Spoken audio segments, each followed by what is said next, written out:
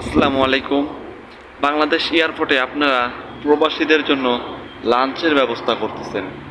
আপনারা একটাবার একটু মাথায় ভেবে দেখেন, চিন্তা করে দেখেন, যারা সৌদি আরব, দুবাই, কাতার, ওমান, মালয়েশিয়াতে যারা থাকে, এরা 5 থেকে 6 লাখ, 4 লাখ টাকা করে দিয়ে এই দেশে আসছে। আর এই টাকা তুলতে 3 থেকে 4 বছর লেগে যায়। ঠিক আছে, এই টাকা তুলতে 3 থেকে 4 বছর লাগে।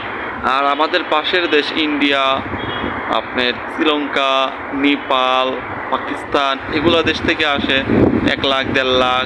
ইন্ডিয়া থেকে আসে 70,000, 50,000 টাকা দিয়ে। এদের টাকা তুলতে লাগে 1 থেকে 2 মাস, আর আমাদের লাগে 5 বছর। সো আমাদের ধরেন যে 5 বছরের টাকা তুলে নিয়ে দেশে যাইতে যাইতে 5 সাল উইটা যায়।